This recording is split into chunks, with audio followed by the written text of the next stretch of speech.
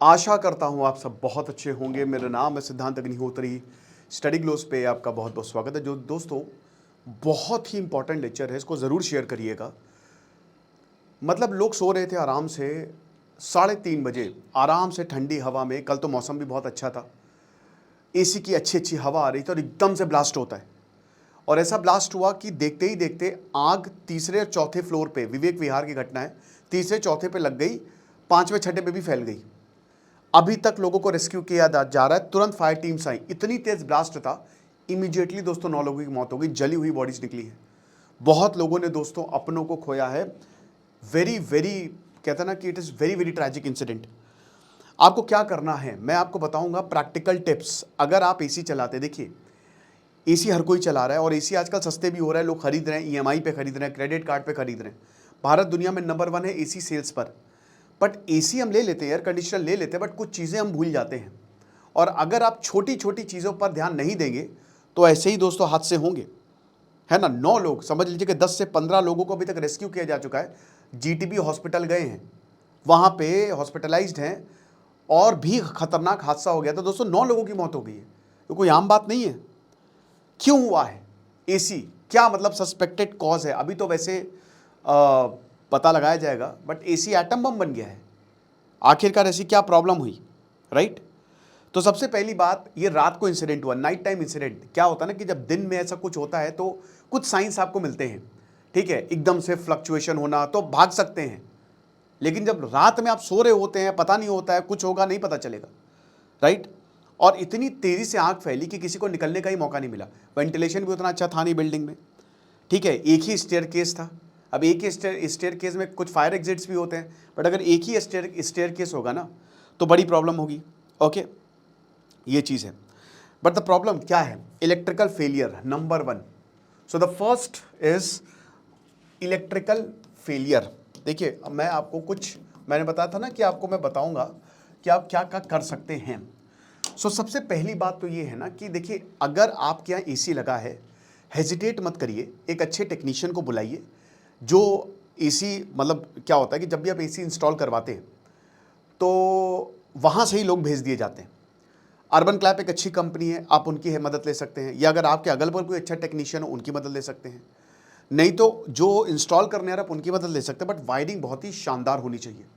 थोड़ा सा पैसा, हमारे यही प्रॉब्लम है कि हमारे पास बहुत पैसा होगा, ठीक है, हम 1000 रुपये खर्च कर देंगे मॉल में, बट 5 रुपये पार्किंग का जरूर बचाएंगे 30-40 रुपये जितना भी है। तो ये हम करते हैं कि हम एसी तो ले लेंगे, लेकिन छोटी छोटी चीज़ों में हम कटौती करते हैं और हमको नहीं पता है कि ये कितनी जानलेवा हो सकती है हमारे लिए। सो सबसे पहले ना, एसी बहुत ही हाई करंट ड्रॉ करता है भाई, बहुत हैवी होता है। AC draws very high current, specially जब कंप्रेसर स्टार्ट होता है ना, जैसे ही कंप्रेसर स्टार्ट तो बहुत ज़्यादा करंट उसको चाहिए होता है। और अगर वायर लूज होगा ना, अंडर साइज्ड होगा, जितना साइज है, जितना मोटा है, जितने एमएम का चाहिए, अगर उतना उतना तगड़ा वायर नहीं होगा तो फिर प्रॉब्लम हो सकती है, ठीक है। हीटिंग हो सकती है, high resistance is equal to high heating. और जब हाई हीटिंग होगी तो इंसुलेशन मेल्ट हो जाएगा, इंसुलेशन जो प्रोटेक्ट करता है, और एकदम से आग लग सकती है, और क्योंकि उसमें गैस होती है तो ब्लास्ट कर सकता है। तो मेन आपका इलेक्ट्रिकल फेलियर है, शॉर्ट सर्किट होता है भयानक।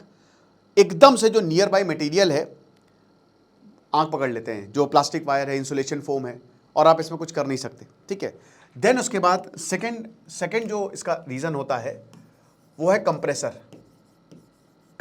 प्रेशर। अब आप बोलेंगे सर हैं कंप्रेसर, ठीक है। देखिए, एसी का मैकेनिज्म मैंने कई बार समझाया है, वो हवा ठंडी करता है। Compressor is the most important, आपकी फ्रिज में भी और आपके एसी में भी। तो क्या है ना कि एसी के अंदर यही कंप्रेसर हवा को सर्कुलेट करता है, काम ही होता है इसका ये। और हवा क्या, उसके अंदर गैस भरी होती है, वो ठंडी होती है, बहुत ठंडी होती है, वो गर्म हवा को ठंडा कर देगा। तो कंप्रेसर जो है बहुत हाई प्रेशर पे काम करता है, very very high pressure. Normal operating pressure जो होता है इसका 150 से 300 पीएसआई होता है, और डिपेंड होता है गैस के ऊपर। जहां गैस है वहां प्रेशर आएगा ही आएगा। तो फेलियर सिनारियो कि अगर मान लीजिए कंडेंसर ही ब्लॉक हो, अगर कंडेंसर ब्लॉक हो गया तो खेल खत्म है। फैन फेलियर, ये भी गंदगी की वजह से ही होता है। खराब वेंटिलेशन, या फिर डस्ट इतनी ज़्यादा जम जाए कि आपका कंडेंसर फेल कर जाए, या फिर आपका रेफ्रिजरेंट ओवर चार्जिंग करता है, ठीक है। रिजल्ट क्या है कि प्रेशर लगातार बढ़ता रहता है। भाई इसको आप ऐसा समझिए, मैं आपको बताता हूँ। जैसे आप ट्रेन के डिब्बे में गए, ठीक है, ट्रेन का डिब्बा है, ट्रेन के डिब्बे में अगर भीड़ नहीं है, जनरल डिब्बा अगर भीड़ नहीं है तो आप आसानी से जा सकते हो, कोई प्रॉब्लम नहीं है। बट जितनी ज़्यादा भीड़ बढ़ती जाएगी उतनी ज़्यादा दिक्कतें होंगी, और उतनी भीड़ के लिए अच्छा वेंटिलेशन चाहिए, वरना वो प्रेशर बढ़ता रहेगा। सेम यहाँ पे कंप्रेसर के लिए भी है, सेम चीज़, ठीक है ना। तो सेफ्टी मैकेनिज्म जो है वो फेल हो जाते हैं, और उसके बाद कंप्रेसर एकदम से टूट सकता है और प्रॉब्लम हो सकती है। जैसे ही कंप्रेसर टूटेगा, ख़राब होगा, आपकी गैस लीक होने लगती है, और उसके बाद फिर काम तमाम ब्लास्ट हो जाता है। तीसरा रेफ्रिजरेंट, ठीक है, तीसरा जो कारण है वो है रेफ्रिजरेंट। ये भी रेफ्रिजरेंट क्या होता है, आपकी गैस जो मेन यही आपकी गैस होती है R32 R410A, ये हम यूज़ करते हैं। अब ये जो गैसेज हैं, कहते हैं ना कि एसी को नाले के पास नहीं रखना चाहिए। जैसे अगर अगल बगल आपके नाला है ना, तो कोशिश करें जब आप एसी ले, ये मैं आपको टिप दे रहा हूँ, प्रो टिप दे रहा हूँ, कि कोटिंग वाली लें। क्योंकि क्या होता है ना कि नाले से पॉल्यूटेंट्स निकलते हैं जो आपकी कॉइल्स को ख़राब कर देता है, और जब कॉइल्स आपकी एसी की ख़राब हो जाएगी ना तो गैस लीक कर जाएगी। अब भरवाते रहिए गैस, और गैस लीक करना ऐसे भी डेंजरस है, और आपका एसी भी बहुत जल्दी ख़राब हो जाएगा। तो कभी भी अगर आप नाले के पास ले रहे हैं, याद रखिए नाले के पास आपका एसी इंस्टॉल्ड है, तो हमेशा या तो कोटिंग करवा लें, अगर कोटिंग नहीं है तो कोटिंग करवा लें, नहीं तो कोटिंग वाला ही एसी ले, पूछ ले उससे कि भैया इसमें कोटिंग है, क्योंकि हमारे पास नाले, वरना वो बहुत जल्दी ख़राब हो जाएगा, 1.5-2 साल के अंदर अंदर आपकी कॉइल ख़राब हो जाएगी। तो अब ये जो गैसेज हैं ये माइल्डली फ्लेमेबल होती हैं, यानी कि ये आग पकड़ लेती हैं अगर ये लीक होंगी तो। चेन रिएक्शन, जैसे ही रप्चर या वाइब्रेशन होगा, लीकेज शुरू हो जाएगा, गैस एयर से मिक्स होगी, इलेक्ट्रिकल स्पार्क होगा, रिजल्ट फायरबॉल, बहुत तेजी से आग लगेगी, आपका कंप्रेसर तक जल सकता है, आउटडोर यूनिट जल सकता है। कैपेसिटर एक्सप्लोजन भी होता है, स्मॉल है, मतलब इसके चांसेस काफ़ी रेयर होते हैं, बट डेंजरस होता है, ठीक है। वोल्टेज फ्लक्चुएशन भारत में बहुत कॉमन है, बहुत ज़्यादा। कभी भी अगर आप एसी लें, अगर आप उसको डायरेक्ट लगा चला रहे ना, ये आप मान के चलिए कि मौत को दावत दे रहे हैं। हमेशा जब भी आप एसी लें, उसके साथ स्टेबलाइजर मस्ट है, मस्ट है मेरे भाई। लगाते हैं 90-80% लोग लगाते हैं, बट कुछ लोग नहीं लगाते। तो बहुत ज़बरदस्त स्टेबलाइज, मेरे यहाँ तो मतलब सबसे लोएस्ट 120-130 का लगा, 80 वोल्ट तक अगर नीचे जाएगा तब भी वो उठा लेगा, क्योंकि वो एक प्रोटेक्शन है, स्टेबलाइजर रेगुलेट करता है, तो आपका एसी बचा रहेगा। पूरा घर में भी अगर बहुत ज़्यादा वोल्टेज फ्लक्चुएट हो रहा है, गर्मी में होता है अक्सर, अगर आपके यहाँ बिजली उतनी अच्छी नहीं है तो स्टेबलाइजर जो है ना वो आपके लिए वरदान है, बहुत ज़्यादा पैसे का नहीं आता है। जैसे एसी का 2,500-3 हज़ार का एक अच्छा स्टेबलाइजर आ जाएगा, वो भी मैंने महंगा ही बोल दिया, ठीक है। बहुत ही भयानक लेना है तो 13-14 हज़ार का वो बनवाना पड़ता है, बट वो बहुत ही लोड उस पर भी काम करता है, बट वो तब ले जब आप एक्सट्रीम आपका वोल्टेज फ्लक्चुएशन हो। तो ये चीज़ है। तो अब इसमें होता क्या है कि एसी के पास जो है वो कैपेसिटर्स होते हैं, ठीक है, और उसी से कंप्रेसर जो है वो स्टार्ट होता है। वोल्टेज बहुत ज़्यादा अगर फ्लक्चुएट होगा तो कैपेसिटर ओवरहीट कर जाएगा, ठीक है, वो क्योंकि उसको उतना वोल्टेज मिल नहीं रहा, कभी कम हो रहा है कभी ज़्यादा हो रहा है, उसको समझ ही नहीं आ रहा है, ठीक है तो सब कुछ इलेक्ट्रॉनिक्स। तो उसके बाद केमिकल ब्रेकडाउन होने लगता है और प्रेशर कैपेसिटर के अंदर बिल्ड होने लगता है, बर्स्ट हो जाएगा, भयंकर तरीके से बर्स्ट हो जाएगा, आप कुछ नहीं कर सकते, ये चीज़ है। तो अब ये सारी चीज़ें तो बता दी, बट इसको रोके कैसे, प्रैक्टिकल टिप्स क्या है, तो मैं आपको ये भी बता देता हूँ कि अगर आपका एसी लगा है तो आपको क्या क्या करना चाहिए। द फर्स्ट थिंग, सबसे इंपॉर्टेंट, वायरिंग का मैंने बताया ना, वायरिंग दिखाओ, फिक्स द वायरिंग फर्स्ट, ये रियल गेम चेंजर है। आपको करना क्या है, एक एसी के लिए डेडिकेटेड लाइन बिछा दीजिए, डेडिकेटेड लाइन होनी चाहिए अलग से, मत देखिए कुछ पैसों का मत करिए। 2.5 square millimetre copper wire minimum है, मिनिमम मैं बता रहा हूं, जितना ऊपर जा सकते उतना अच्छा है, जितनी मोटी कॉपर वायर होगी, लेकिन 2.5 mm का तो हो ही हो। और डोंट गो चीप, ये सस्ते वस्ते मत लेके आइए, बढ़िया कंपनी प्रॉपर लेके आइए, और बहुत ज़्यादा फर्क भी नहीं होता सस्ते और कंपनी वाले में, राइट। एमसीबी तो एक मस्ट है, the most important mini circuit breaker. कुछ भी होगा, अगर एसी में प्रॉब्लम होगी एमसीबी गिर जाएगी तो वहीं पे कट ऑफ कर देगा, आपको एमसीबी लगानी ही पड़ेगी, ओके, ये चीज़ है। सेकंड, एक स्टेबलाइजर, जैसा कि मैंने बताया voltage stabilizer, low voltage AC और ज़्यादा करंट ड्रॉ करेगा, अगर वोल्टेज जितना कम वोल्टेज होगा ना तो एसी को तो चाहिए, वो उतने लोड पे उठेगा नहीं। आप ऐसा कह सकते हो, जैसे मान लीजिए आप हैं, ठीक है, और आपको एनर्जी चाहिए, बहुत भयानक काम करना है, अब एकदम से कभी आपके पास एनर्जी है कभी कम है, लेकिन आपको काम तो करना है, तो एनर्जी आप कहीं से कहीं तो लोगे ही। तो यही एसी के साथ भी होता है कि भाई उसको काम तो करना, तो उतना करंट चाहिए, अगर लो वोल्टेज होगा तो और ज़्यादा करंट खींचेगा, ओवर हीटिंग हो सकती है, स्टेबलाइजर से बचा लेता है। स्टेबलाइजर वोल्टेज को नाम ही ने स्टेबलाइज कर देता है, ठीक है ना।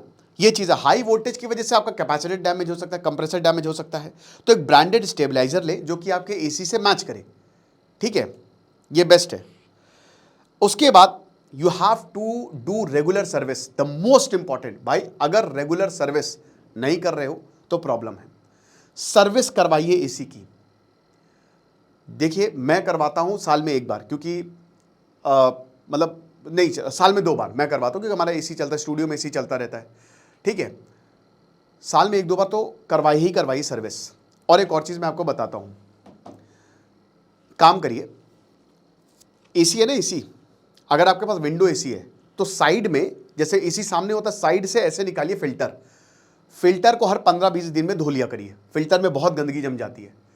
अगर आपका स्प्लिट एसी है तो चढ़िए, गुड़िया मंगाइए या फिर सीढ़ी से चढ़िए, उसको ऐसे खोलिए, फिल्टर निकालिए, खुद से ही साफ कर लीजिए, बाहर किसी को बुलाने की जरूरत नहीं है। पानी के नीचे बहुत नल पे पानी, जो बहुत तेज नल से पानी आता है, उसके नीचे रखिए आप अपना फिल्टर और उसको साफ कर लीजिए और दोबारा से लगा दीजिए सुखा के।